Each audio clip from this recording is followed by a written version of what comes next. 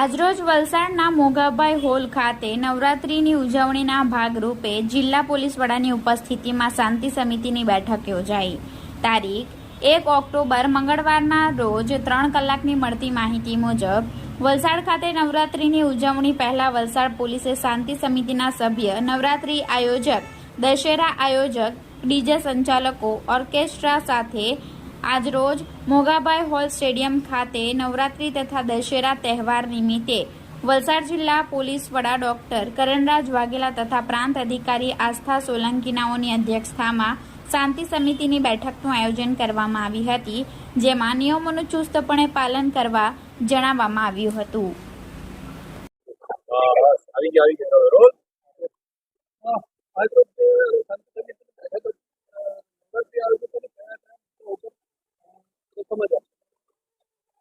આગામી 3 ઓક્ટોબરથી માતાજીની આરાધનાનું પર્વ નવરાત્રિ શરૂ થઈ રહ્યું છે. 9 દિવસ નવરાત્રિનું આયોજન સમગ્ર જિલ્લામાં અલગ અલગ જગ્યાએ કરવામાં આવ્યું છે. સાથે સાથે દશેરાનું પણ આયોજન અલગ અલગ જગ્યા ઉપર કરવામાં આવ્યું છે.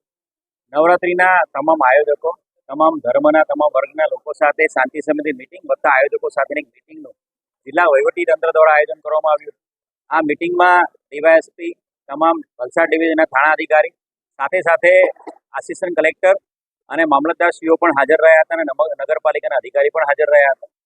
સમગ્ર જે મિટિંગ હતી એમાં મુખ્ય મુદ્દા જે ચર્ચા કરવામાં આવ્યા છે એ નવરાત્રિના આયોજકો દ્વારા તમામ એન્ટ્રી એક્ઝિટ પોઈન્ટ, ગરબાના ગ્રાઉન્ડ, એની સાથે સાથે જે પાર્કિંગ એરિયા છે એ પાર્કિંગ એરિયામાં અને ગ્રાઉન્ડ ઉપર ને એન્ટ્રી એક્ઝિટ ઉપર ફાયર એક્સટિંગ્વિશર, ફાયર ટેન્ડરની વ્યવસ્થા, તમામ પ્લેસીસ ઉપર પ્રોપર લાઇટિંગની વ્યવસ્થા, સાથે સાથે તમામ એરિયામાં સીસીટીવી કેમેરાની વ્યવસ્થા કરવા માટે ભાર મૂકવામાં આવ્યો છે.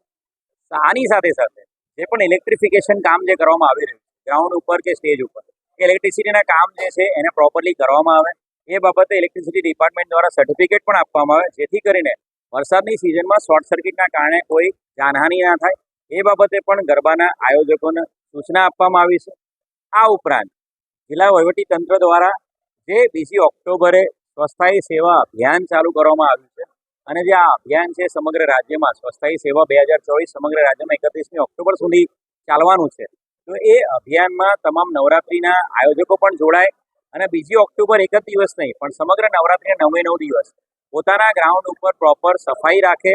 ગ્રાઉન્ડ પર નવરાત્રિ પત્યા પછી પાર્કિંગ એરિયા, ગ્રાઉન્ડ એરિયા અને આસપાસના એરિયામાં જો સ્વચ્છતા રાખવામાં આવે તો એક સારું ઉદાહરણ વલસાડ જિલ્લાના નવરાત્રિના પ્રોગ્રામ દ્વારા લોકોમાં પહોંચી શકે.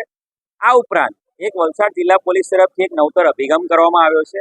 ગયા વર્ષની જેમ આ વર્ષે પણ નવરાત્રિ દરમિયાન કોઈ પણ બહેનો, દીકરીઓ, કોઈ પણ બાળકો કે કોઈ પણ વ્યક્તિ જો રાત્રિ દરમિયાન ગરબા પત્યા પછી એમના મિત્ર વર્તુળથી અલગ પડી જાય અથવા તો એને કોઈ પણ વ્યવસ્થા, વેહિકલ વ્યવસ્થા જો ના થઈ શકે તો સમગ્ર જિલ્લામાં કોઈ પણ જગ્યાએ વ્યક્તિ હોય, બહેન, દીકરી કે કોઈ પણ વ્યક્તિ, એ 100 નંબર પર ફોન કરીને પોલીસની ગાડી બોલાવી શકે છે અને પોલીસ એ બહેન, દીકરી કે કોઈ પણ વ્યક્તિને પોતાના ઘરે સેફલી, સુરક્ષિત રીતે પહોંચાડવામાં મદદ કરશે.